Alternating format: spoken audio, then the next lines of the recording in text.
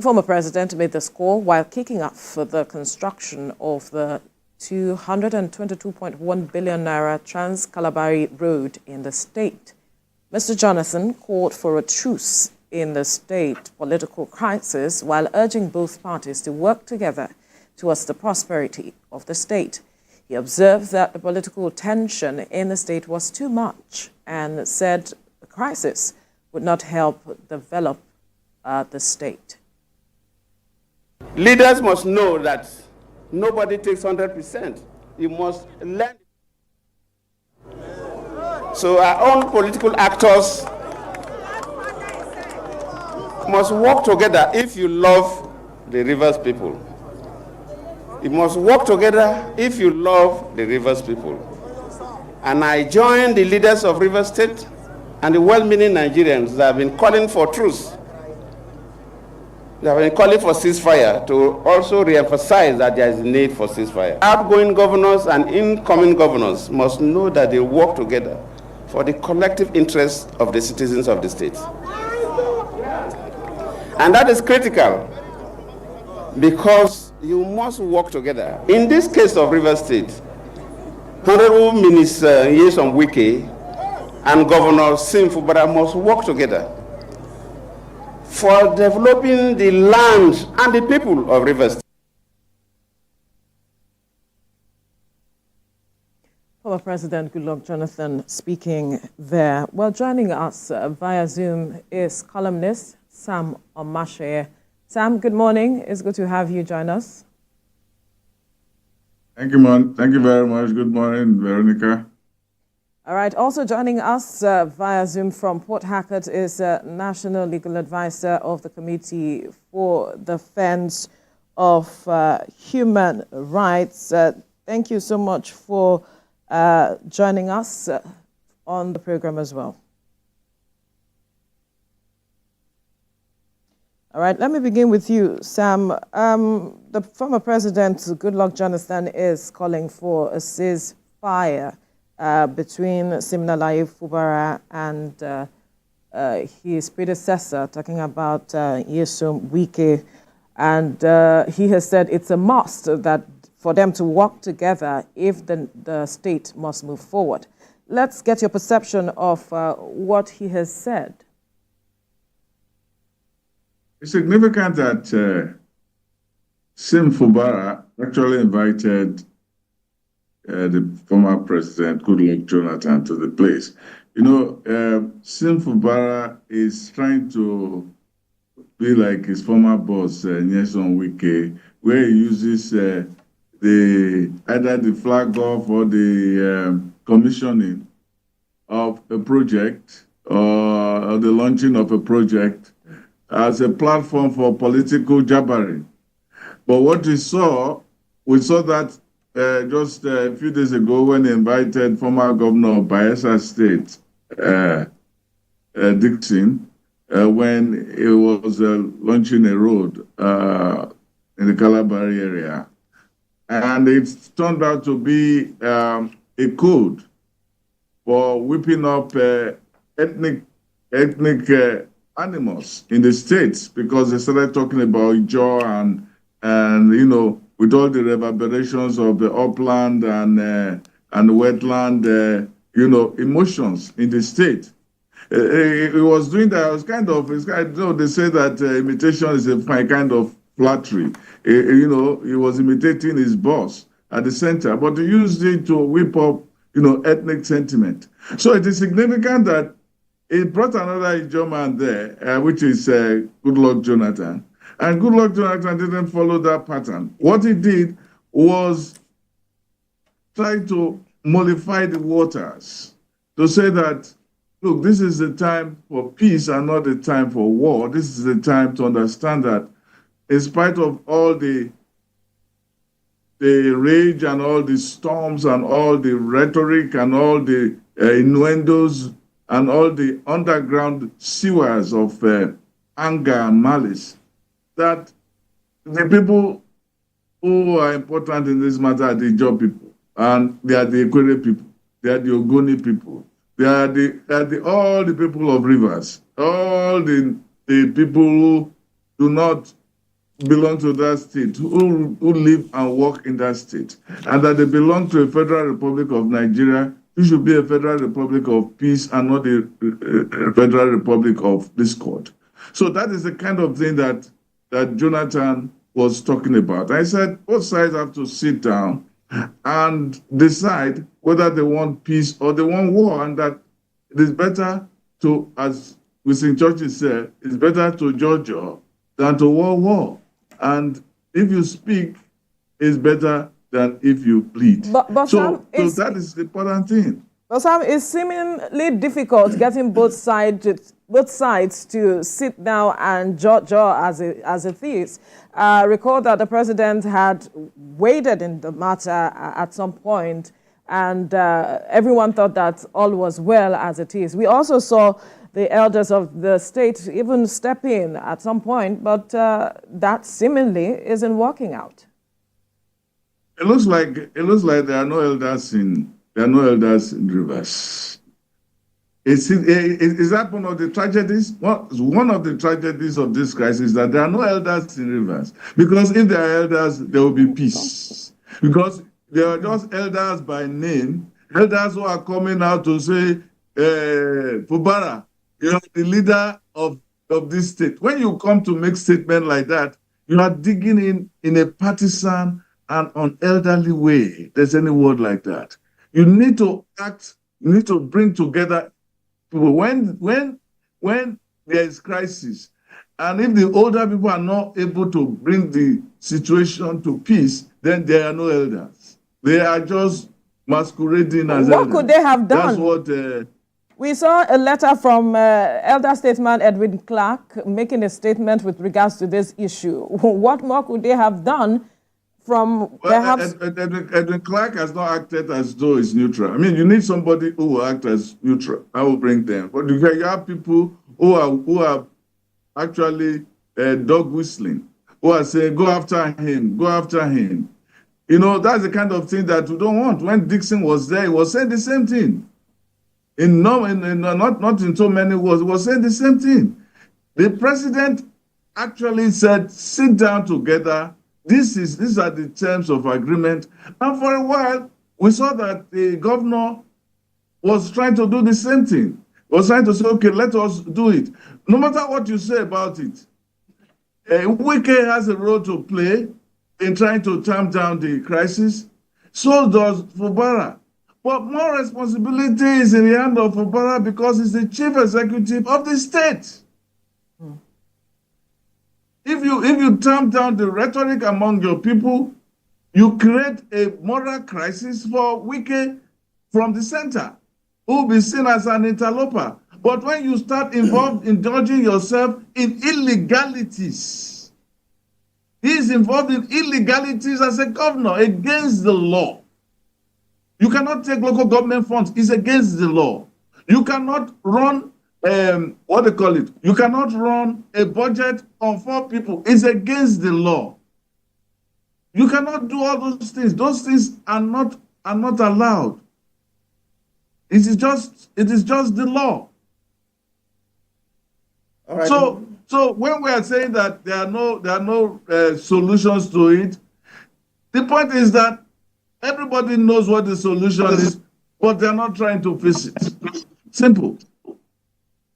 All right, Mr. Marshall, let's put you on hold for a bit. Let's move to Barrister Henry Ekine on this issue. Barrister, looking at everything that's happening, like my colleague had mentioned, that the president had waded into this matter, yet this situation still happens.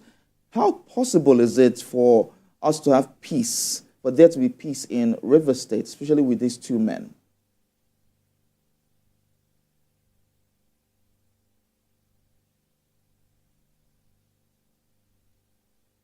Barrister, we seem to have issues with your audio there.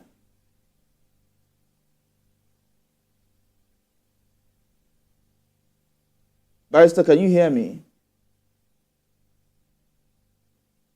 All right, so while we try to... Are we good now, Barrister? Oh, yeah. Okay, all right, go on, Barrister. Can you hear me now? Yes, we can. Yes, we can. Go on. I was saying that whatever it is, the Constitution of the Federal Republic of Nigeria, 1999, remains the ground norm of this country. And when it comes to issues of performance of functions of a governor or a president or a legislator, it's got to be just by the way and the manner that the Constitution has provided. And again, Nigeria professes to be a state that is based on the principles of democracy and social justice, and of course, on the rule of law. So we have emphasized this, so it means that it is only the rule of law, not any discretion or arbitrary position of any individual that should hold sway.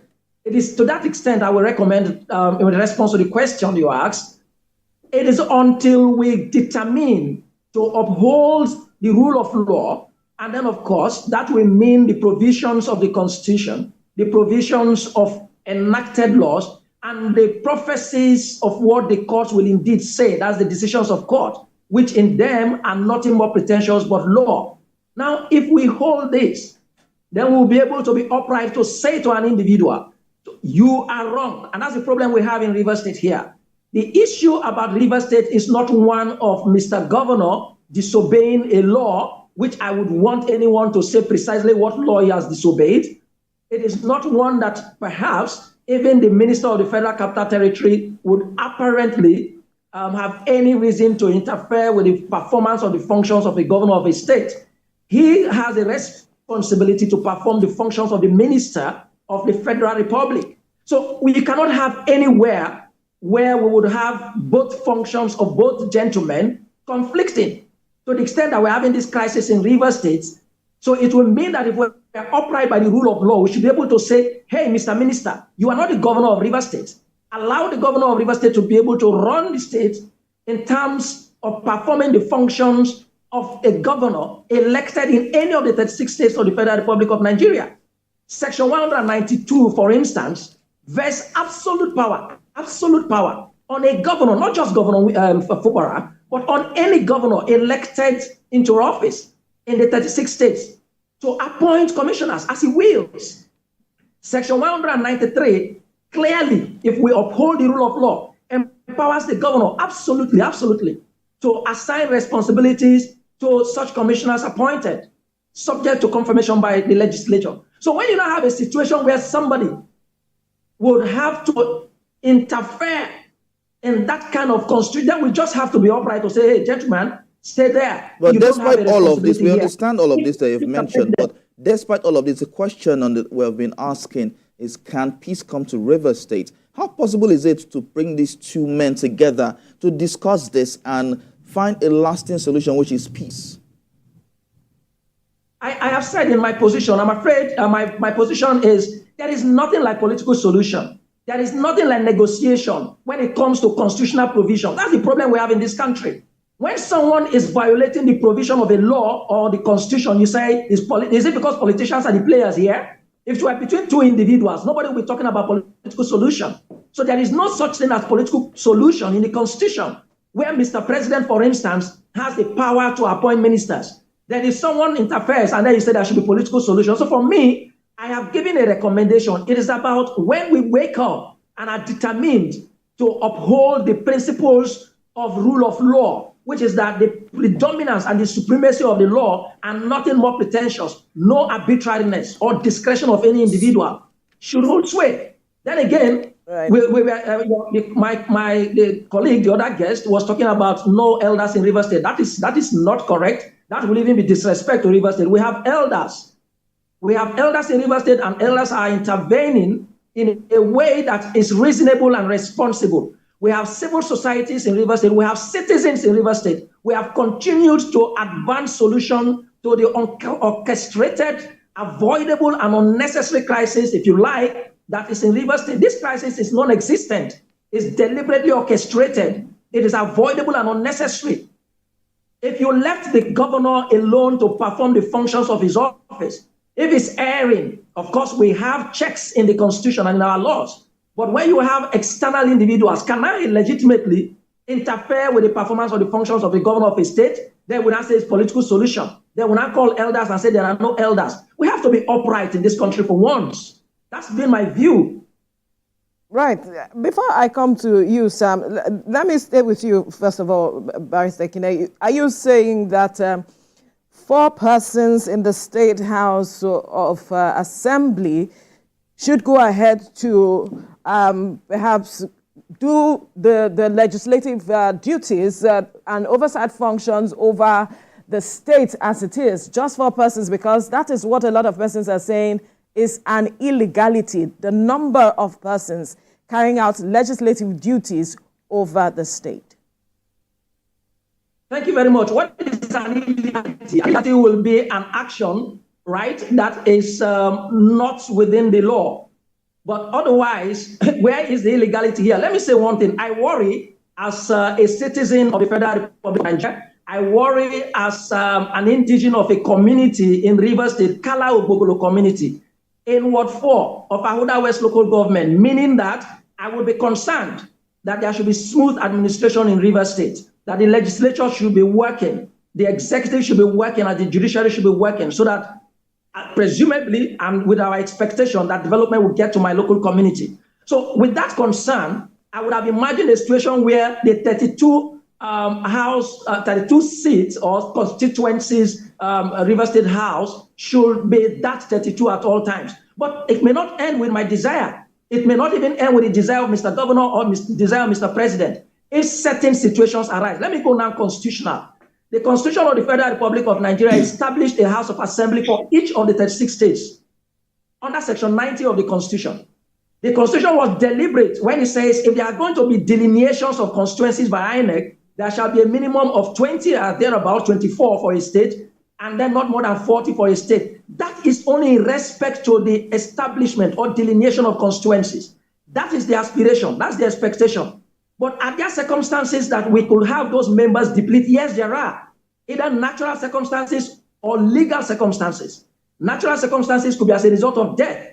If a member of the legislature dies, that seat becomes vacant. Legal circumstances could be where there is a resignation, where there is a defection, or if you like, moving from the political party that sponsored you into office to another political party without such justification that the Supreme Court has clearly explained in a number of cases. That situation will create a vacancy. Another legal situation could be where a member of the legislature is appointed into the executive, maybe appointed a commissioner. That will be a vacancy. Another situation could be where maybe he's appointed into a commission, or of course, even elected into another legislative house. So the question in Rivers State is, have we had those situations? Yes. We had a situation of the natural occurrence of death, we lost the seat. We had a situation of resignation, we lost the seat. Then we had an unfortunate, unexpected, unnecessary, and avoidable situation where in a sweep, 27 members, or now they say 25, decided to leave the political party that sponsored them. And then what happened? The Constitution says it's only one step that a speaker has to take to declare those seats vacant and communicate INEC, not the courts. Has that happened in Rivers State? Yes. So what do we have in our hands? Unfortunate situation of only 3 or 4 members left. The fundamental question is it legal for the House of Assembly of a state to cease to exist? No. The Constitution never envisaged that. At all times, there must be a House of Assembly. But the members of the House of Assembly may deplete. And when that happens, what happens? INEC has to conduct the election within 90 days to quickly fill those positions. So the question in Rivers is, why has INEC not conducted those elections? When the declaration has been made, they have been communicated and notified. So would we now sit and not have anything to do? No. The remaining members adjourned to a long time, Senator, to give opportunity to INEC to conduct this election. No, they didn't, because of the influences that are involved. And then they have to come back to say, look, we have to do some things, and then this state has to move on. So I subscribe that even if there were 3 members, they can validly, and I stand to be misquoted, and anybody should say where the law states otherwise. All right. 3 members can go on. It's unfortunate, though. It is not to my interest. It is not to the interest of the constituencies that are not represented at the moment. But it's not the fault of the 3 members. It's not the fault of anybody in Rivers State. Rather, the fault of those who defected. All right. Let's get back to Sam Omashe to respond to some of the things you raised, because you also responded to a particular matter with regards to the illegality of what is going on in the state. Sam, are you there? I'm here. Yes. I've been listening. Yes, go ahead, please. You can respond. Yes, it's very interesting that he started by saying that we have to follow the law, and he ended by saying that we can do against the law. You know, just the Bible says, it says, we can do nothing against the truth, but for the truth. We cannot turn the truth upside down. First, if you say we want to follow the law, yes, we should follow the law. The law is important. And if we are to follow the law, we will say that, one, it is very wrong, it's against the law, for the executive to decide that the the chambers of legislature should be in the state house, which is an appropriation of legislative duties. It is not his duty to say where a legislature should hold or how they hold. It is not his. So we have separation of right from the time of Montesquieu. That's how it has been. It cannot, by executive order, make a pronouncement about the legislature. It is an act of arbitrariness. It is irresponsible. It is an act of autocracy which has no place in this democracy. Two, in the issue of defection, the people to defect, the law is very clear. If we want to follow the law is very clear. The speaker and the house has to announce it on the floor of the house and say, no, this seat is vacant. But for him to say this seat is vacant, the person has to defect. Have they got to defect in their words? If they defect, you have to move from one place to the other. You have their register in APC. I mean, by making a statement, by saying that I am a thief does not make me a thief. You have to prove that I'm a thief. I mean, it's a very simple thing. That's what happened today. Of the hypocrisy we are seeing among the lawyers today. Many of them also making political statements that are irresponsible and philosophically contradictory and hypocritical. For instance, none of them have gone to Abia to say, okay, why should the people defected to Labour? Why have they not been removed? Because they defected. Why? Even in the center, the white people person also defected to APC in the Senate. None of them have made noise about that. But they're making noise about Rivers when the people have not even gone to their local government. It's the law. Before you defect, you have to defect from you have to leave your party. And the House also declare it vacant. That has not happened. We have to follow the law. It is very clear in the section 109 of the Constitution that you have to follow the process. The person that somebody says that I have defected doesn't mean I have defected. You have to declare it vacant. You have to declare it vacant. That is what the law says. And so you can't take the money of the local government and appropriate it to yourself. That's why even the Senate has now said is now trying to move against the arbitrariness of state governors, trying to decline the money the local government when because you are trying to look at. When you say you don't want political solutions to situations, you don't understand politics. You don't understand the history of politics. Here said, for 3 people build the house, it's a political solution that is given to it because it's illegal. You have 3 people decide the budget. 3 or 4 people decide the budget when you have a full house. The house is not defected, so you cannot say that you don't have a full house. So what is going on there only requires common sense. Only requires that's what this Thoreau said. He said the law never made anyone a whit more just. You can have the law. You see, the Bible says that so all things are lawful, but not all things are expedient. But when what is turned out is that they are turned this upside down. Things are expedient, not all things are lawful. But when it suits them, all things are lawful, not all things are expedient. It's just a way of creating chaos in the state, ripping up unnecessary tension. There are no elders. Elders are those people who make things happen. When it doesn't happen, the elder is only an elder in name. Simple. All right. Okay. Gentlemen, we'll need to quickly go on a break. When we return, we'll continue this conversation. Stay with us.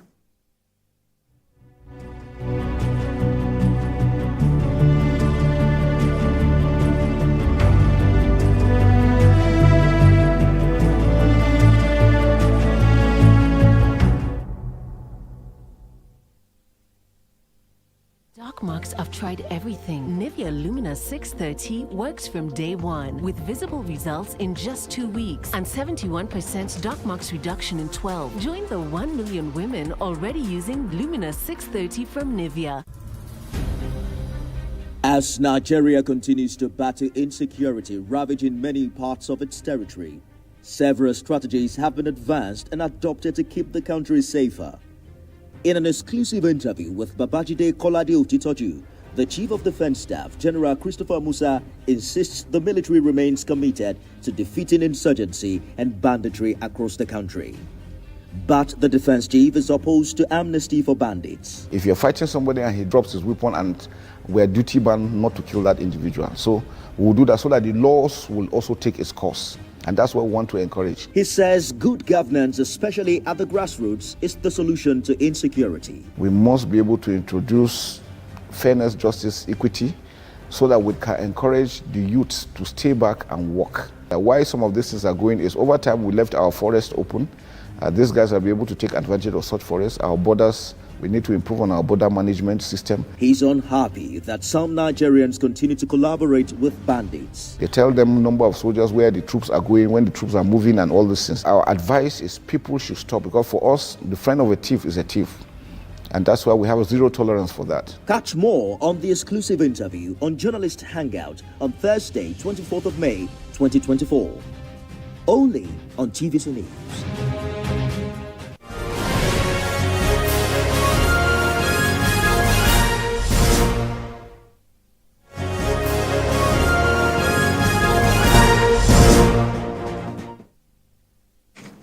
Thank you for staying with us. Before we went on the break, we were talking about the crisis in Rivers State, and we have two gentlemen speaking about this. Via Zoom, we have columnist Sam Omashoye, as well as from Port Harcourt via Zoom is National Legal Advisor of the Committee for the Defense of Human Rights, Barrister Henry Ekine, also speaking with this, speaking on this matter. Well, Sam Omashoye concluded his statement talking about the illegalities going on, as well as not having elders really address this issue. Barrister Ekine, I believe you would want to respond to some of the things he said before we went on the break.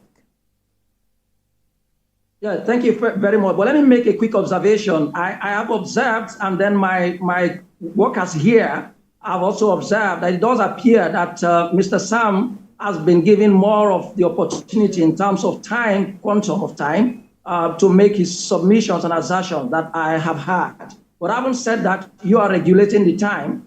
And again, Mr. Sam also... We gave you grounds to speak, and you spoke.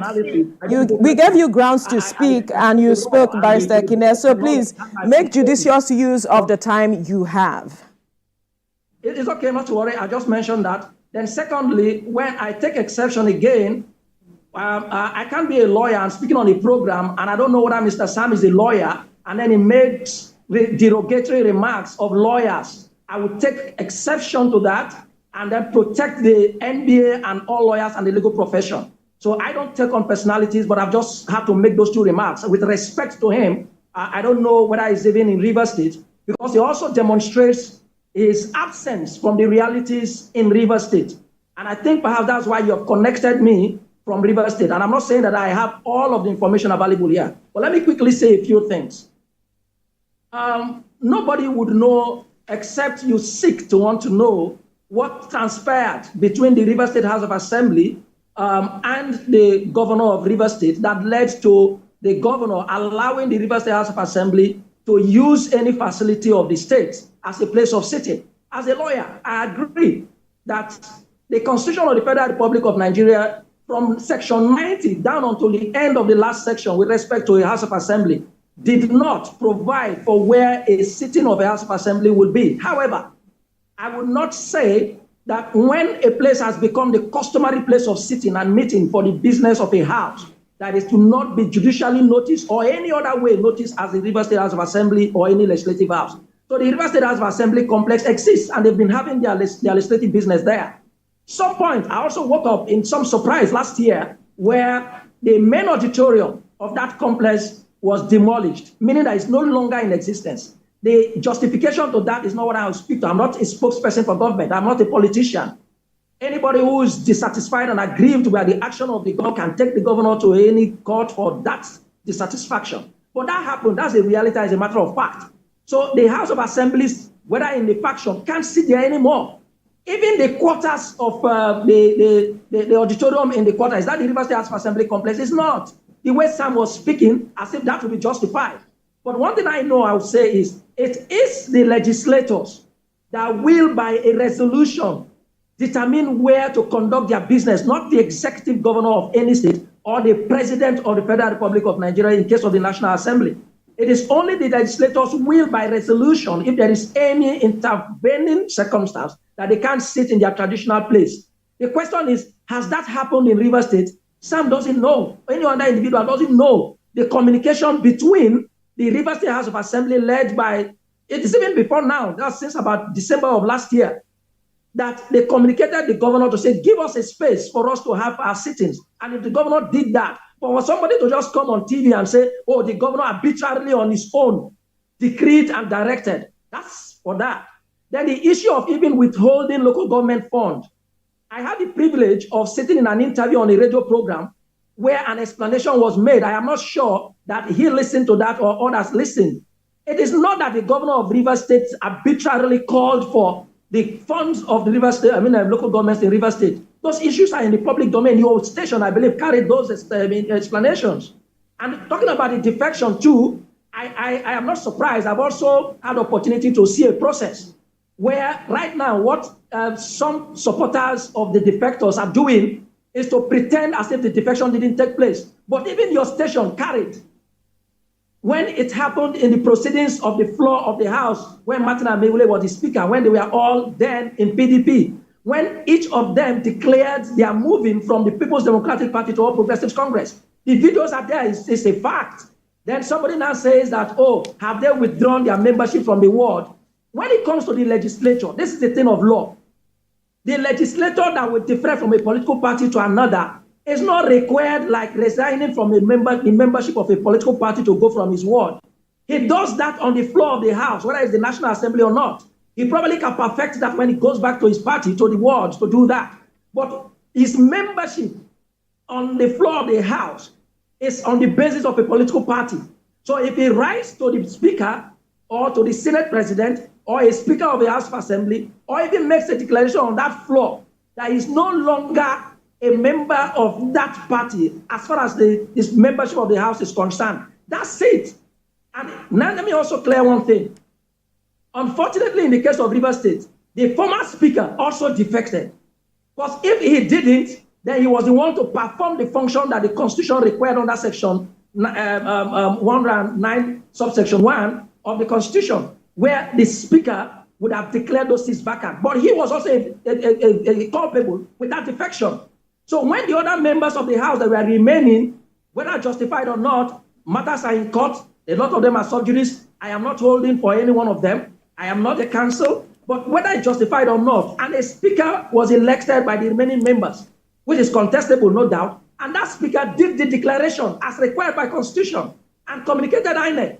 Then somebody would tell me, did they resign from their wards? Are we joking in Nigeria? We should stop these jokes and stop to be partisan, even in our comments. But let us face the law. Until we amend our laws, if we're not comfortable with Section 109, subsection 1, and the remaining subsections, and particularly paragraph G of subsection 1, then we should amend it. Tell the Assembly to amend it. Okay. Even an amendment that brought the mischief we had was that legislators could defect in the morning and come back in the afternoon and go in the evening and come back the next morning. All right, let's move over to Sam now to respond to some of the things you have pointed out. Well, yes. Well, you must always get your facts right. I don't know if you're a lawyer or not. You're trying to defend lawyers. He is a lawyer. Abusing NBA. I wasn't abusing the NBA because I didn't mention the Bar Association. I didn't do that.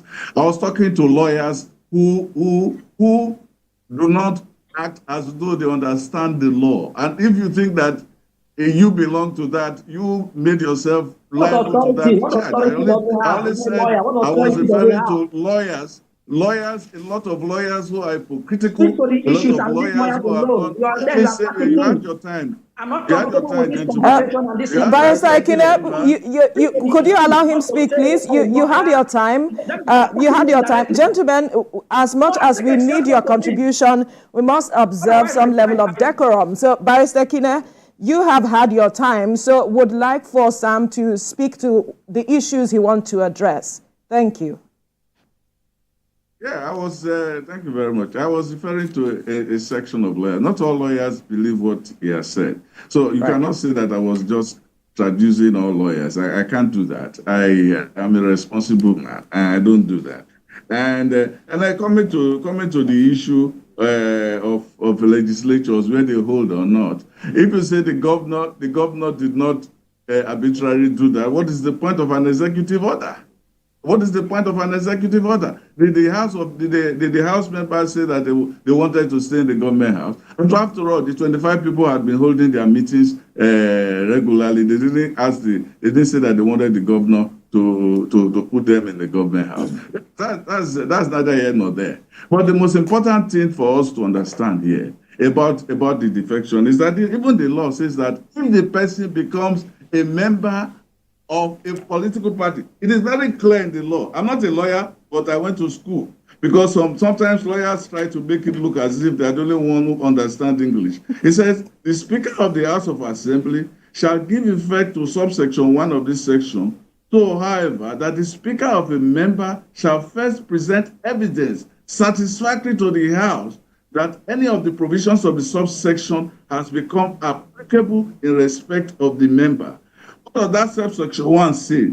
That subsection 1G says, the defective fellow becomes a member of another political party, quote and unquote. So the person has to be a member of another political party before you can even say that the person has defected.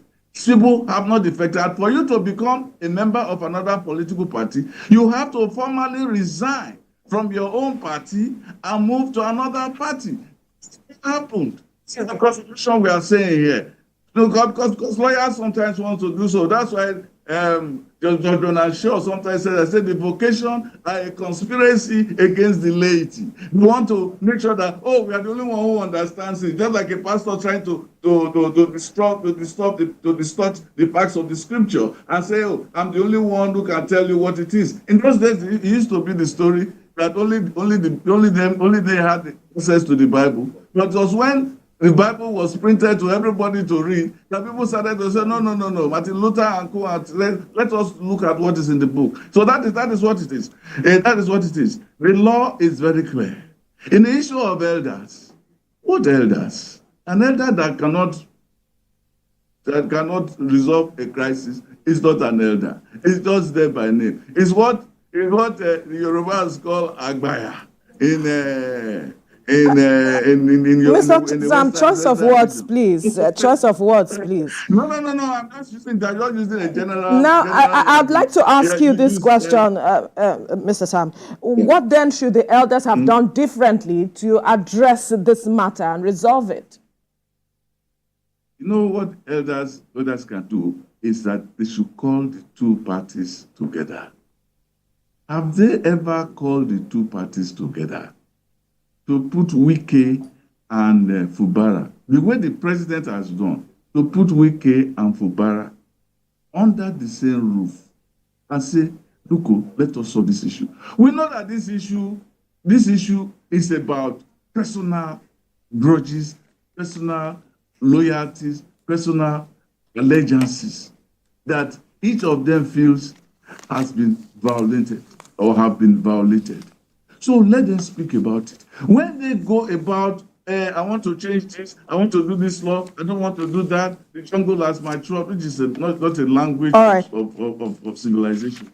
When they do that, it is because they are not addressing the real issues that are on the ground. Okay, let's move over now to Barrister Akine to get his perspective on this, because we want to make judicious use of the time that we have left. Barrister Akine, what Sam is saying invariably is that the elders should call both parties together and address the matter. Is that something you see possible in the coming days, and is that even the way to go? Well, I am here as an individual. I am not a member of any elders forum. But let me say what I've said in my position, right? The issue, see, there are even in court, when you have matters, every matter is peculiar, okay? Now, if we are talking about constitutional issues and issues relating to the performance or the function of Mr. President, what in this country should we be talking about elders calling two parties? Which parties? Do we have two governors?